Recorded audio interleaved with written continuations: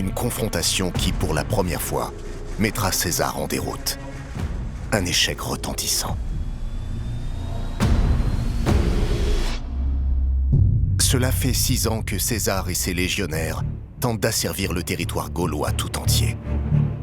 Alors qu'il est sur le point de réussir, un adversaire de taille se dresse contre lui.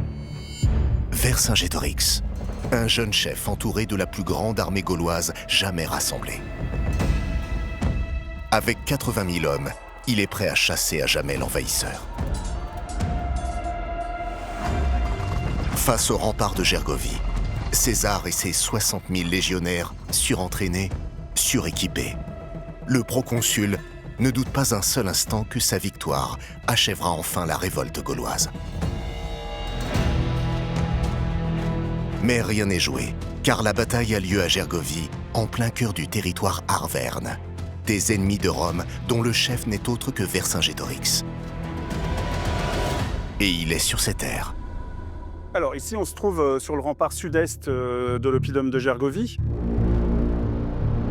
Et c'est effectivement peut-être de là que Vercingétorix, en tout cas l'état-major gaulois, pouvait scruter les positions romaines qui se trouvent en contrebas. Quelques centaines de mètres plus loin se trouvent César et ses légions prêtes à attaquer. Donc c'est ce que voyait César de la partie nord du Grand Camp, c'est la vue sur l'oppidum de Gergovie. Donc vraiment cette éminence qui est importante et qui fait vraiment forteresse imprenable. C'est un site qui est naturellement fortifié, il y a un gros dénivelé et ça devait être d'autant plus effrayant qu'il y avait absolument tous les guerriers gaulois qui étaient installés à la fois sur la chaîne de montagnes à côté et puis dans la pente un petit peu. Voilà.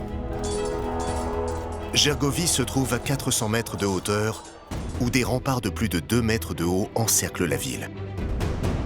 Les Gaulois disséminés à l'intérieur et à l'extérieur attendent l'ennemi. En parallèle, des murs épais sont érigés sur la pente pour ralentir l'ascension des Romains. César, dès le départ, il se rend bien compte qu'il a le désavantage de la position, ça c'est une évidence. Et en gros, il est en territoire ennemi, il est isolé. César est-il pris au piège?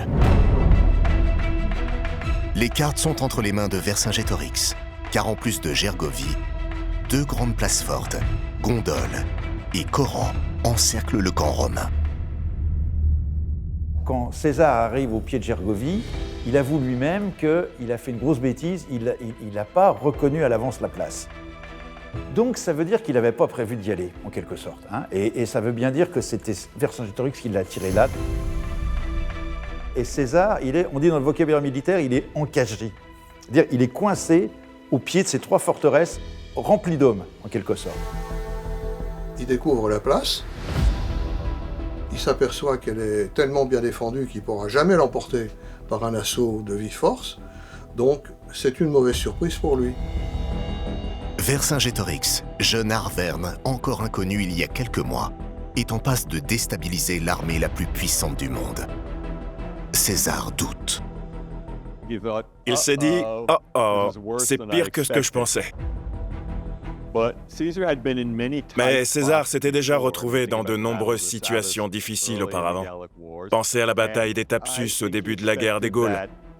Je pense qu'il s'attendait à ce que son prestige et le talent des soldats romains lui permettent de remporter la victoire. Il savait sans doute que Vercingétorix était jeune et inexpérimenté, et il devait penser qu'il ne pouvait que vaincre. César est un joueur, en fait. C'est là où il est vraiment étonnant et quelque part admirable. C'est que même dans les situations perdues, visiblement, c'est quelque chose qui l'excite et il sait que tant qu'une partie n'a pas été jouée jusqu'au bout, elle n'est pas perdue. Même si on n'a pas les bonnes cartes en main, tant que la partie n'est pas finie, elle n'est ni gagnée ni perdue. César ne s'avoue pas vaincu. Il établit un petit camp au pied des remparts et le relie à son grand camp par un fossé couvert de feuillage. Objectif, masquer le mouvement de ses troupes. Ainsi, Vercingétorix ne sait pas qu'au pied de Gergovie se trouvent 2 légions romaines prêtes à attaquer.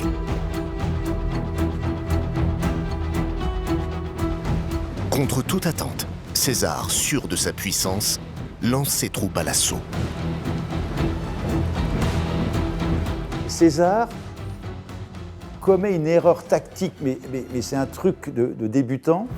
On n'attaque jamais en montant, non, parce que le temps que les soldats arrivent en haut, ils sont essoufflés et ils ne sont plus en état de combattre. Et en revanche, ceux qui se trouvent en hauteur ont toute facilité pour tirer et atteindre ceux qui sont en bas. Toutes les attaques en montant sont systématiquement vouées à l'échec. Et celui qui attaque en montant subit des pertes incommensurables. Pourtant, César est sûr de lui. Il se croit invincible. C'est sans compter le talent militaire de Vercingétorix qui se dévoile à travers une stratégie redoutable. L'idée, c'est la tactique qui va être reproduite plusieurs fois, c'est la tactique du marteau de l'enclume. L'enclume, c'est le grand plateau sur lequel les troupes de Vercingétorix s'établissent. Et Vercingétorix a laissé des hommes à l'extérieur qui feront office de marteau. Les Romains pourront alors être pris en étau entre l'enclume, les troupes intérieures, et le marteau, les troupes extérieures. César, on va le coincer comme sur une enclume, d'où le nom de la stratégie, celle de l'enclume et du marteau. Pour la première fois, César semble pris au piège. Mais le proconsul croit encore à sa victoire, car il compte sur l'arrivée imminente de 10 000 Gaulois et Huns, des alliés indéfectibles à la cause romaine. Alors, les Éduins étaient traditionnellement alliés des Romains. Depuis très longtemps, ils avaient même inventé un mythe qui faisait d'eux des frères de sang des Romains. Pourtant, lorsqu'ils arrivent, c'est la confusion. Vercingétorix a sûrement mis en œuvre une diplomatie, des échanges avec les chefs éduins.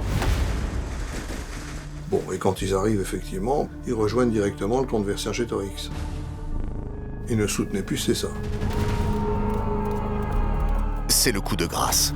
César a sous-estimé les qualités diplomatiques de Vercingétorix. C'est un échec total, c'est un désordre total, cette histoire-là. Les troupes de César sont en déroute. La retraite se fait dans la panique. Il a quand même perdu les effectifs d'une légion complète. Et quand je dis une légion, il faut compter les auxiliaires. C'est-à-dire, on arrive à 9 à 10 000 hommes. C'est quand même énorme. Et ça représente 20% de ses forces à ce moment-là. Donc il est vraiment dans une situation extrêmement défavorable. Et on peut dire que Gergovie, c'est le moment où la guerre bascule, en fait. C'est le moment où César, pour la première fois, César est vaincu, et pour la première fois, César n'a plus l'avantage. Ce qui est sûr, c'est qu'à partir du moment où Gergovie a lieu, eh bien, il y a quasiment tous les peuples de la Gaule qui rentrent dans la révolte. Donc ça devient effectivement un moment de bascule. Et c'est Vercingétorix qui fait ça. C'est Vercingétorix qui retourne cette situation.